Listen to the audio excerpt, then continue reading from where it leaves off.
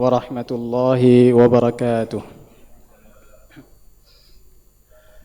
Innal hamdalillah nahmaduhu wa nasta'inuhu wa nastaghfiruh wa na'udzu billahi min shururi anfusina wa min sayyiati a'malina man yahdihillahu fala mudilla lahu wa man yudlil fala hadiya lahu. Asyhadu an la ilaha illallah wa asyhadu anna Muhammadan abduhu wa rasuluh, amma ba'd.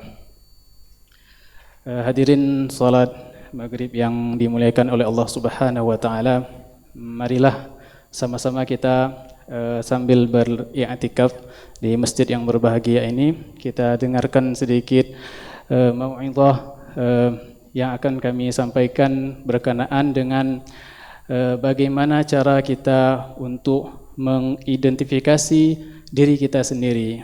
Mungkin selama ini kita jarang melakukan hal tersebut. Kadang hal itu terlewatkan begitu saja, atau bahkan kita menganggap ya itu memang diri saya gitu, tanpa kita mengetahui bahwa kita telah melakukan suatu kesalahan, kita telah melakukan suatu perbuatan yang itu dilarang oleh Allah Subhanahu wa taala. Nah, pada kali ini ada beberapa hal yang bisa mendeteksi atau mengingatkan kita bahwa kita telah terjerumus, bahwa kita telah salah, kita telah diganggu. Nah, ini sangat berkaitan dengan janji iblis, ya, di mana ketika ia menyombongkan diri di hadapan Allah Subhanahu wa taala, diperintahkan untuk sujud, dia tidak mau. Maka di situ dia berjanji kepada Allah. Ya, apa janjinya? Janjinya adalah la'ughwiyannahum ajma'in. Ya, saya akan menyesatkan mereka semuanya. Yaitu keturunan Nabi Adam alaihissalam. Ya, kita berarti ila yaumil qiyamah, bukan hanya sebentar, tapi dia berjanji akan menyesatkannya, tidak akan berhenti sampai ke hari kiamat. Nah, ini yang jarang kita sadari. Kita hidup berdampingan dengan dia, tapi kita tidak pernah menyadari bahwa kita bersama dia. Nah, ini yang terlewatkan oleh kita. Nah, kemudian jin ini atau iblis ini dalam menggoda kita, dia memiliki dua cara, ya. Yang pertama dengan cara membisikkan. Itu sudah biasa, ya, sudah banyak kita dengarkan, ya. Alladzi yuwaswisu fi sudurin nas minal jinnati wan nas. Ya, jadi dengan cara dibisikkan, dia 24 jam hidup bersama kita, yang berdampingan dengan kita, membisikkan kita, menyuruh. Itu yang pertama. Kemudian yang kedua, dengan cara menyakiti, ya. Menyakiti diri kita secara fisik. Nah, ini yang jarang kita ketahui gitu, ya. Disakiti diri kita dan kita justru malah pergi untuk berobat, ya. Berobat ke dokter, ya. Padahal itu penyakit yang disebabkan oleh jin itu sendiri, yaitu penyebab non medis. Dan itu sudah kami rasakan sendiri, ya. Saya dari tahun 2000, sebelum tahun 2023 itu sering sekali mengalami sakit di perut, ya. Ke rumah sakit ini itu sudah hampir 4 bulan sekali. Jadi wajib, seperti pekerjaan rutin gitu. Ya, saya lihat riwayat kesehatan 4 bulan sekali itu pasti masuk UGD. Nah, itu sakitnya mulai dari lambung gitu sampai naik ke hati. Nah, pada saat itu saya nggak tahu bahwa itu adalah kerjaannya jin. Nah, kemudian guru kami mengajarkan kepada kami bahwa ada jin yang mengganggu kita, yang dia menyerang fisik kita. Nah, di saat itu beliau berikan satu obat, coba kamu baca ayat kursi. Nah, jadi simpel sekali, ya. Siapa sih di antara kita yang tidak pernah baca ayat kursi? Semua orang baca, ya. Nah, pada saat itu beliau berikan ayat kursi ini, pegang di tangan, baca di perut seperti ini, ya. Sambil elus-elus, perutnya dielus.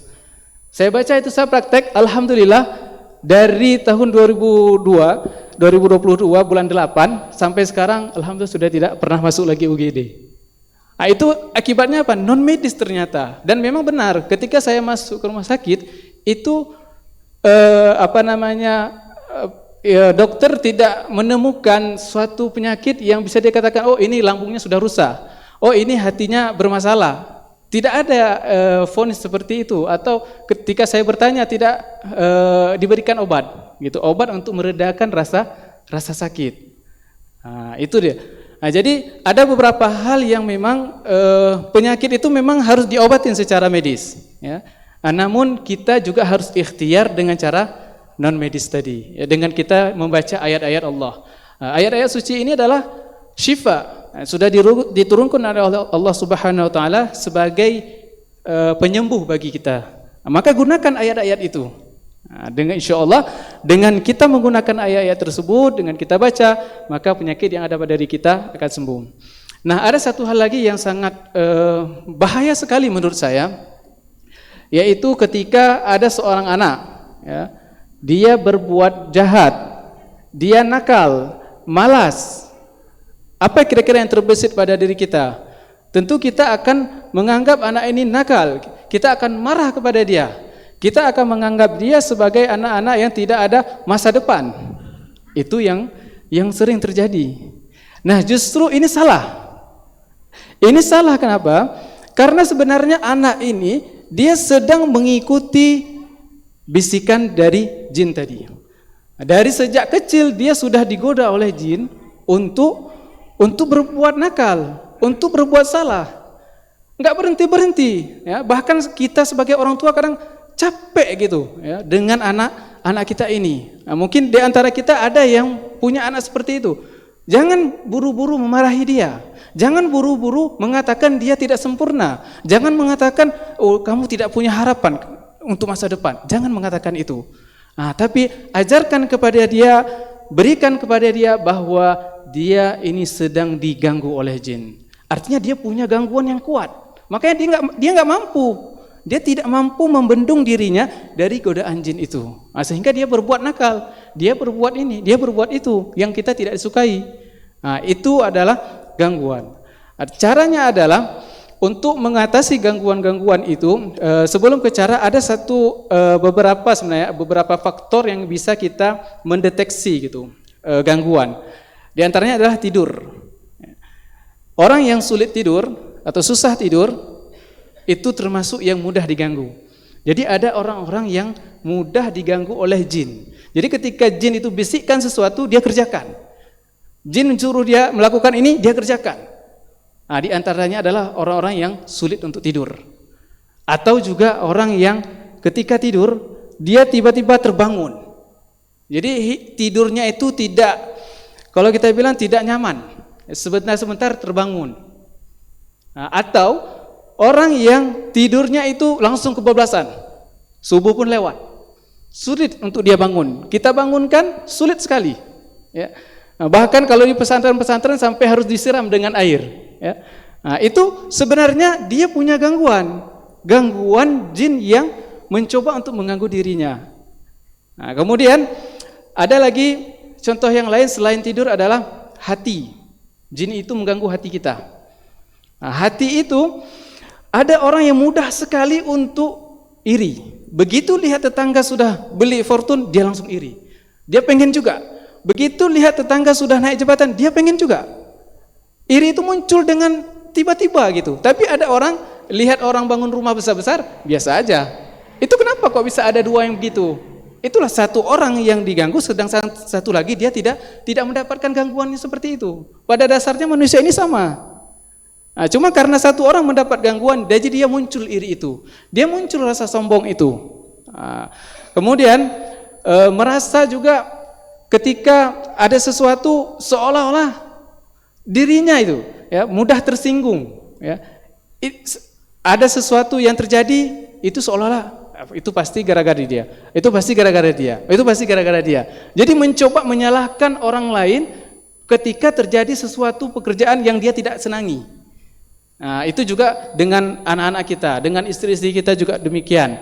Ya, begitu ada kesalahan, mungkin kita sudah mudah tersinggung. Ya, padahal itu hal yang biasa aja. Ya, kita coba tahan, kita anggap itu, oh ternyata istri sedang diganggu oleh jin. Maka respon kita beda dengan yang tadi.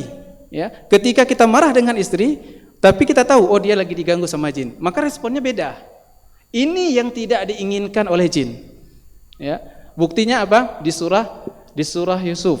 Ya. Jadi Nabi Yusuf ini adalah sahabat-sahabatnya ingin melemparkan atau ingin membunuh Nabi Yusuf. Ya. Namun Ada salah seorang dari sahabat atau adik-adiknya, saudara-saudara Nabi Yusuf, jangan bunuh, tapi lemparkan saja ke dalam sumur. Ya, sampai akhirnya kemudian Nabi Yusuf menjadi seorang yang dipercaya untuk memegang bendahara. Ya. Nah, singkat cerita, akhir kata saudaranya ini tahu bahwa ternyata ini adalah raja, ini merupakan Nabi Yusuf yang dulu mereka lempar, ya, yang dulu mereka lempar ke dalam sumur. Ya. Jadi setelah beberapa tahun baru tahu, oh ternyata itu adik saya gitu, yang saya lempar ke dalam sumur, yang saya harap dia mati di sana. Ya. Tapi yang menjadi catatan di sini adalah apa? Bagaimana respon Nabi Yusuf kepada saudara-saudaranya yang tadi mencoba untuk membunuh dia? Responnya kecil sekali, ya. Saufa astaghfiru lakum rabbi. Ya. Saya akan minta ampun untuk dosa-dosa yang telah kamu lakukan kepada Allah Subhanahu wa taala. Luar biasa. Ini enggak diinginkan oleh jin. Jadi dia merespon terbalik. Bukan merespon seperti orang-orang kebanyakan. Marah, enggak. Justru dia malah memaafkan. Bahkan minta ampun supaya Allah ampunkan apa yang telah dilakukannya itu. Makanya Nabi Yusuf, ya, jin iblis ketika berjanji, ya, janji yang awal tadi akan menyesatkan manusia, ada satu yang ada pengecualian rupanya. Illa ibadakal mukhlasin. Bukan mukhlisin, Pak. Ya, mukhlasin. Tingkat ikhlasnya itu sudah tinggi, ya. Kecuali hamba kamu yang mukhlasin. Dan di dalam Al-Qur'an saya cari 30 juz itu yang menyebutkan orang mukhlasin itu hanya Nabi Yusuf. Ya. Hanya Nabi Yusuf di situ yang disebutkan secara terang benderang orang yang mukhlasin. Innahu min ibadikal mukhlasin. Ya, kenapa? Nabi Yusuf ketika diserang, ketika dicoba untuk dibunuh, dilakukan kejahatan kepada dirinya, dia justru membalik dengan kebaikan. Ini yang harus ada pada diri kita. Insya Allah kalau itu ada pada diri kita, maka jin gak akan mampu goda-goda kita. Nah, demikian, mudah-mudahan yang singkat ini bisa jadi mau'izah. Akhir kata kami ucapkan subhanakallahumma wabihamdika asyhadu an la ilaha illa anta astaghfiruka wa atubu ilaik. Wassalamualaikum warahmatullahi wabarakatuh.